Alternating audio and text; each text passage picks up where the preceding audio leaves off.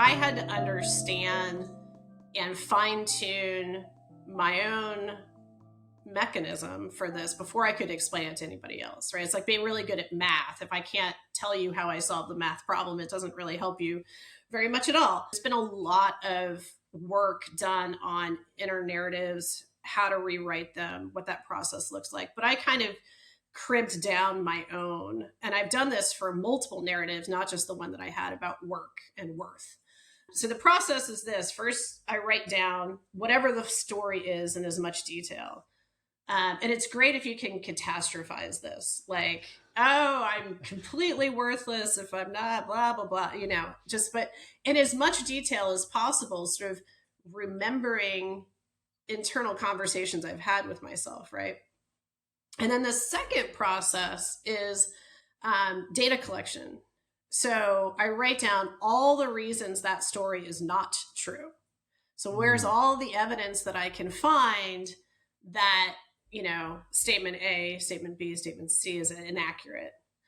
And then the fun part starts, which is then I write down what's the new narrative. So for me, in my own personal case, I wrote a story around my worth as a coach, employee, mother, wife, etc., friend is tied to being of service to other people, right? Which is a much more expansive narrative. There's a lot of different ways to be of service to other people. And then the fourth stage is I started, and I go back to this on the regular, collecting data that proves that the news story is true, right? Here's the evidence. Oh, I feel more connected. I'm, in closer contact with relatives I hadn't spoken to in a while. I feel more impact in my coaching work and so on. So once I was able to sort of break it down like that into pretty manageable chunks, I started using this in my coaching work with my clients in particular. So I've got a couple of clients who are female entrepreneurs, and I don't want to make any sort of broad statements, but it could be a tough kind of work environment to be in. And I noticed a lot of negative, well, that's not going to work, or I'm not going to be able to do X, or that person isn't going to buy into my concept, et cetera. And so catching it and, in a coaching situation saying, tell me more about the story I'm hearing you tell yourself. Like, what's that about? And why is that true? Is that true? What would you do if that were not true? Questions like those help just sort of lift the veil, right? So you've got deeper awareness of the story that you're telling yourself. And then I can say, hey, what do you think about crafting a new narrative to replace that one? Would you like to work on that? Is that something that's interesting to you? It's not for everybody, I will say that, meaning, there's an edge of woo-woo to some of this that can come up, especially with very rational minded people. Well, what if I do have evidence that the other story is true? Like, what if I am right? Which is a whole other fascinating conversation about resistance and why we resist things.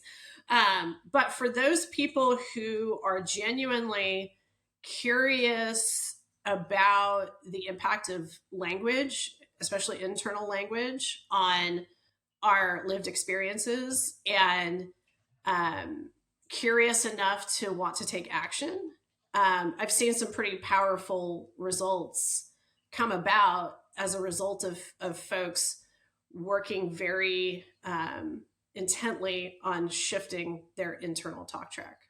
Okay, there's a couple things that I would like to pull the thread on. One, Sure. This idea of people that have evidence that proves that their story is true. What do you do for them? How's that story working for you? It's as simple as that, right? It's I was talking to a client the other day about, there's that saying in psychology about relationships that you can be right or you can be in a relationship.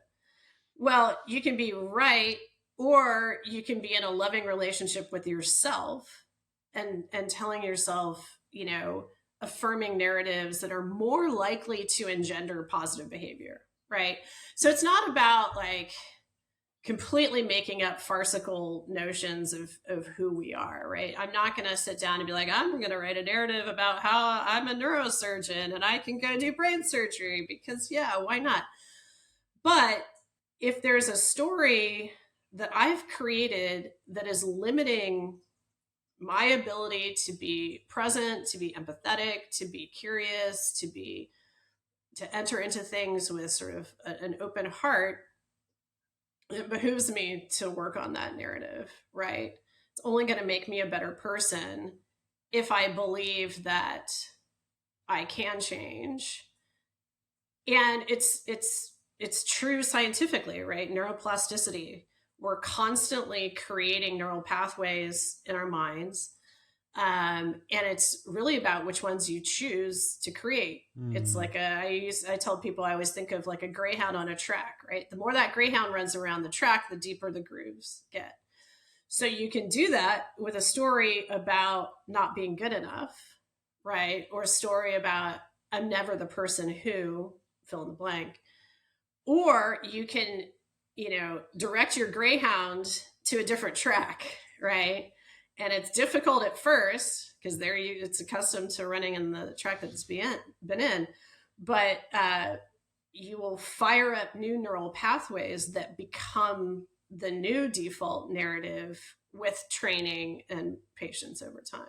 Imagine there's an element of confirmation bias here, that people are looking for the data that supports the stories that they are telling themselves, and so there could be a little bit of that vicious cycle where they have some evidence, they tell themselves a story, they go find more evidence, where on one hand showing them evidence that might be a little different, or having them look for the opposite data.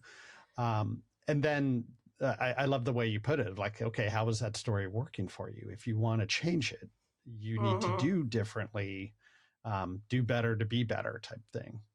For sure. And I love that you bring up the confirmation bias because it's so wired into our human behavior. We are not aware of it, but what we look for is what we find.